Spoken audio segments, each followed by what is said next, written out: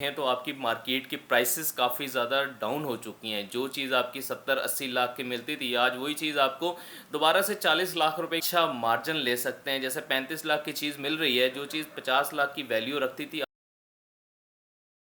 अच्छा, नॉर्मली क्या होता है कि रियल एस्टेट के अंदर हर इंसान की एक ख्वाहिश होती है कि अब हमें कोई प्रॉपर्टी मिले जो कि इन्वेस्टमेंट पॉइंट ऑफ व्यू के हिसाब से जो इन्वेस्टर रेट के मुताबिक हो। तो मैं यहाँ पे एक बात जो है वो क्लियर करूँगा कि इन्वेस्टर रेट पे अगर आप कोई भी प्रॉपर्टी ख़रीदने जाएंगे मार्केट के अंदर, तो वो आपको मार्केट प्राइस के मुताबिक मिलेगी, ना कि इन्वेस्टर रेट के मुताबिक मिलेगी। बहुत सारे क्लाइंट अक्सर कॉल कर रहे होते हैं, यार कोई इन्वेस्टमेंट की चीज़ आई हुई है तो वो हमें बता दो। अक्सर डीलर जो एजेंट्स हैं जो रियल एस्टेट के अंदर काम कर रहे होते हैं, डिफरेंट शहरों के अंदर काम कर रहे होते हैं, उसमें इस्लामाबाद भी है, लाहौर भी है, कराची भी है, कहीं से भी अक्सर कॉल करके कहते हैं कि भाई कोई इन्वेस्टर पॉइंट ऑफ व्यू से या इन्वेस्टमेंट के लिए कोई चीज़ आई हुई है तो हमें बताओ, हम फ़ौरन पेमेंट कर देंगे। तो जब ऐसी कोई बात आ जाती है तो उसमें होता क्या है कि आप इन्वेस्टमेंट कर रहे हैं एज़ पर मार्केट के मुताबिक, उसमें एक बहुत बड़ा गैप नहीं आता। अब 50 लाख की चीज़ है वो आपको 48-49 लाख की मिल जाती है, या 50 लाख की चीज़ आपको 52 लाख रुपए की मिल जाएगी। अब समझे क्या है कि अगर तो आपके पास होल्डिंग पावर है, ठीक है, उसमें 1 साल 2 साल 3 साल का टाइम है, तो आप एक अच्छा रिटर्न उसमें से ले सकते हैं। अब इन्वेस्टर क्या है कि एक बड़ी मार्केट के अंदर जैसे बहरिया कराची है, यहाँ पे अगर 3-4-5 करोड़ रुपए का या 1 अरब का क्लाइंट आ जाता है कि भाई मुझे जो है वो प्रॉपर्टी परचेज़ करवा के दो, मैं उसको वेट करूँगा और अच्छे क्लाइंट को जो है आगे चल के जब मार्केट वैल्यू अच्छी हो जाएगी तो उसको मैं सेल कर दूँगा।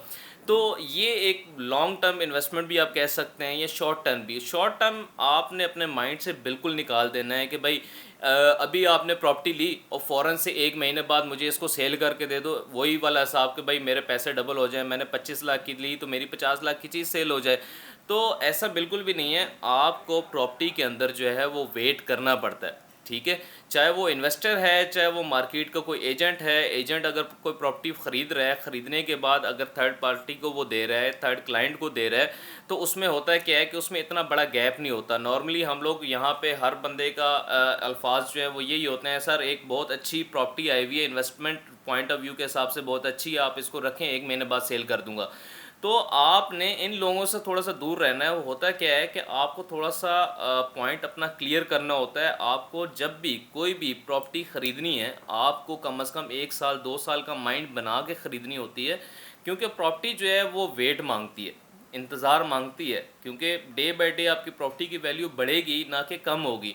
बट अगर एज़ पर मार्केट अभी का ट्रेंड देखें तो आपकी मार्केट की प्राइसेस काफ़ी ज़्यादा डाउन हो चुकी हैं। जो चीज़ आपकी 70-80 लाख की मिलती थी, आज वही चीज़ आपको दोबारा से 40 लाख रुपए की मिल रही है। एज़ पर लोकेशन अगर बात करें, जो चीज़ हम लोगों ने 50 लाख की सेल की, आज वो 35 लाख की मिल रही है।